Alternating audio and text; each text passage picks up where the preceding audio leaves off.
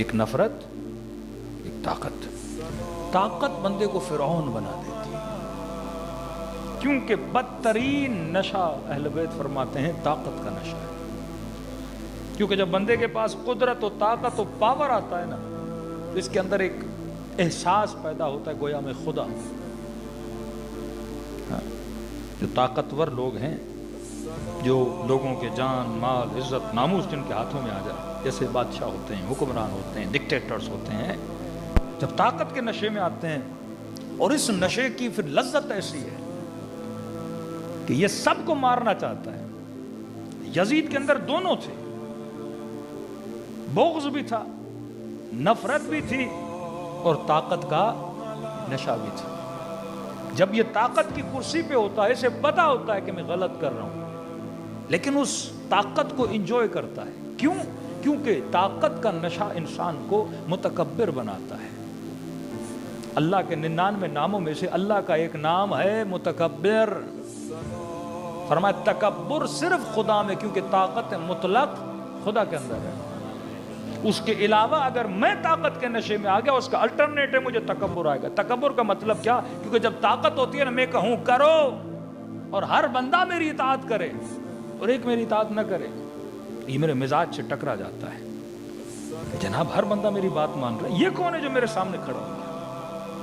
تو جب طاقتوروں کے سامنے موسیٰ کھڑا ہو جاتا ہے، جب طاقتوروں کے سامنے ابراہیم کھڑا ہو جاتا ہے، تو ان کا ایگو ہرٹ ہوتا ہے۔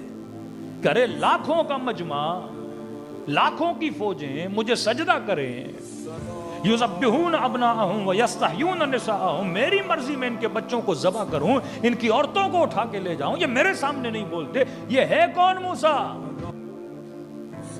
اور خدا بھی جب طاقت کا نشہ توڑتا ہے تو موسیٰ کو فرعون کے گھر میں بھیجا، کہا تو ہی پالے گا جو کل تجھے ہی ختم کرے گا، تیرے ہی گھر میں پلے گا۔ مطلب پوری دنیا مانے پر آسیہ اس کی مخالف ہو گئی۔ یہ تماچا ہوتا ہے کسی طاقتور کے چہرے پر۔ آپ ذرا اپنے ملک کی ہسٹری پڑھا کریں جوان، کتنے ڈکٹیٹر ہمارے ہاں گزرے ہیں۔ مثلا جنرل مشرف آپ دیکھیں، یہی ابھی باجوہ گزرا ہے، ان کو دیکھیں آپ۔ جب طاقت کا نشہ ہوتا ہے تو انسان میں فرعونیت ہوتی ہے۔ ایک جنرل صاحب تھے، اس کی ہم بک پڑھ رہے تھے، بڑے اچھی باتیں اس نے لکھی۔ عبرت ہے، انسان شخصیات کو پڑھے، تاریخ کو پڑھے۔ دیکھو تاریخ سے اگر عبرت نہیں تو تاریخ کا کوئی فائدہ نہیں ہے۔ یا ڈیلی میں آپ کو کربلا سناؤں، شہادت مولا سناؤں، یزید کا ظلم سناؤں، لیکن آپ سن کے رو کے گھر چلے جائیں لیکن اس سے عبرت نہ لیں تو پھر تاریخ کے ذکر کا کوئی فائدہ نہیں ہے۔ اس طرح قرآن قصوں سے بھرا ہوا ہے، ناول سے بھرا ہوا ہے، پھر ایسے ہے جیسے آپ نے ڈرامہ دیکھا گھنٹے کا، پھر جا کے سو گئے۔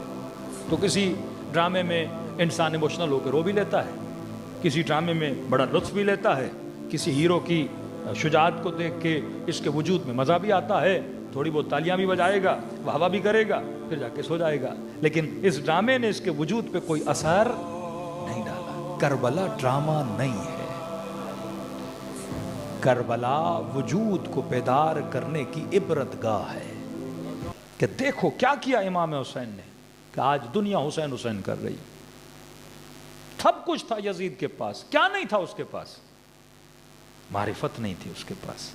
طاقت ہے، پیسہ ہے، سب کچھ ہے، اگر چاہتا تو جنتی بن سکتا ہے۔ خود اپنے ہاتھوں سے خود کو کس میں ڈال رہا ہے؟ ہلاکت میں ڈال رہا ہے۔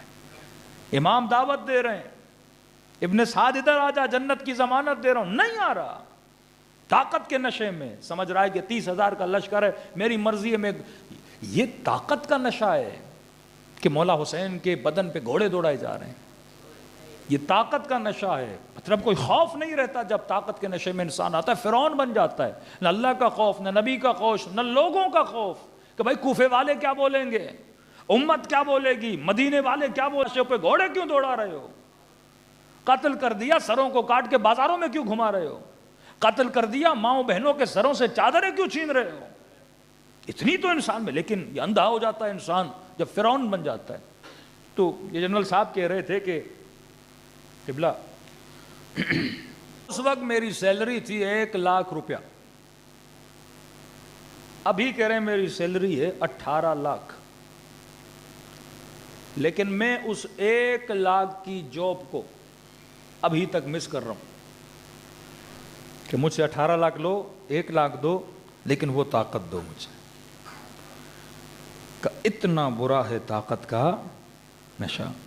تو کہتے ہیں آپ بچپن میں ہم سنتے تھے نا علاؤدین کا چراغ،